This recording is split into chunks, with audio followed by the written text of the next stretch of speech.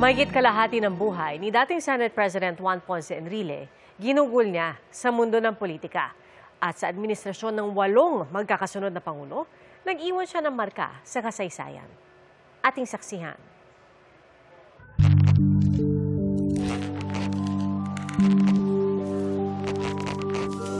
Isa siya sa mga naging mukha ng martial law.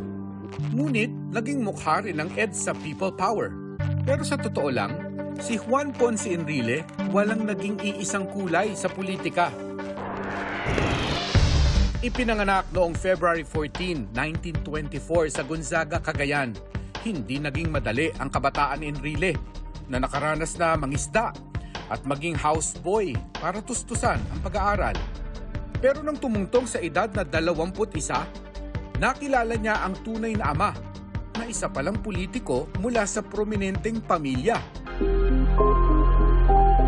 Sa tulong ng ama, nakapagtapos si Enrile ng kursong abogasya bilang cum laude sa Universidad ng Pilipinas at nagka-masters sa Harvard Law School. Pero simula 1966, gagawa siya ng pangalang higit sa sinuman sa kanilang pamilya. Nang maging Undersecretary at kalaunay Acting Secretary ng Department of Finance ng administrasyon ni dating Pangulong Ferdinand Marcos Sr. Nagsilbi rin siyang Justice at Defense Secretary sa ilalim ng parehong administrasyon at kalaunay madidikit ang pangalan sa mga kontrobersya. Have proclaimed martial law in accordance with the powers vested in the President by the Constitution of the Philippines. Isa sa mga idinahilan noon ni dating Pangulong Marcos para ideklara ang batas militar, ang umano'y ambush ng mga rebelding grupo sa nooy Defense Minister na si Enrile. Dalawa ang bersyon niyan sa kasaysayan na parehong galing sa kanya. May puntong inamin niyang peke at palabas ang engkwentro, pero kalaunan ay iginiit niyang totoo. That's silly because martial law is already going on. Why should I take my ambush to justify martial law when it was already on, irreversible day?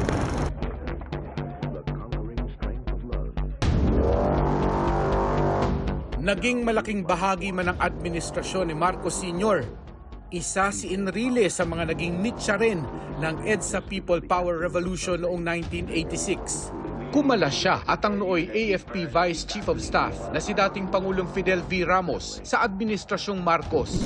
Nagsilbi pa nga siyang Defense Minister ng pumalit na si Pangulong Corazon Aquino. Pero kalaunay pinagbitiw at kinasuhan ng masangkot sa umano'y planong kudita laban sa administrasyong Aquino.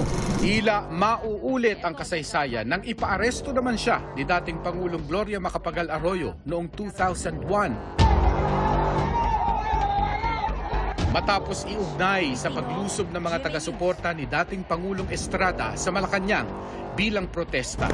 Naging kinatawa ng Cagayan at minsan ding tumakbo sa pagkapangulo noong 1998. Pero pinaka-tumatak si Enrile sa Senado kung saan 4 na beses siyang naluklok, lalo na maging presiding officer sa impeachment trial ni nooy Chief Justice Renato Corona noong 2012. Hinangaan ang talas ng isip niya sa kabila ng edad. I'm not going to allow any slight, any abuse of authority against this court for as long as I am the presiding officer. At itinuring na rockstar ng impeachment trial. Hindi ko papayagan na babastusin itong husgado na ito na masisinuman. Pero 2 taon matapos niyan, isinangkot naman si Enrile sa kontrobersyal na pork barrel scam at kinasuhan pa ng kasong plunder.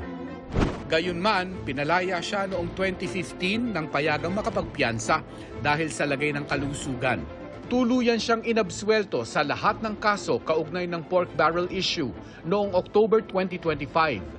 Pinasasalamatan ko yung mga magistrado for rendering justice to all of us. I knew all along that I'll be acquitted because I've not done anything. Nag-anunsyo man ng pagre-retiro sa serbisyo publiko noong 2016.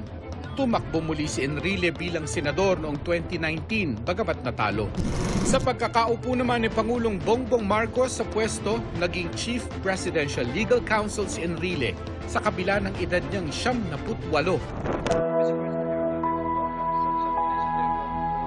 Mula sa aklat ng kasaysayan hanggang sa mga meme na nagtampok sa kanya sa social media, wala nang duda sa haba ng karera ni Enrile sa politika. No one, no president, no senator, no member of the House can singly develop this country. It must be developed by the collective effort of every Filipino and every generation. It is the only country that we have, and we happen to be here. Ngayon, isasara na ang kanyang kabanata. Pero patuloy na mararamdaman ng susunod na henerasyon ang ambag niya sa paghulma ng takbo ng bansa. Para sa GMA Integrated News, ako si Mark Salazar, ang inyong saksi. Mga kapuso, maging una sa saksi. Mag-subscribe sa GMA Integrated News sa YouTube para sa iba't ibang balita.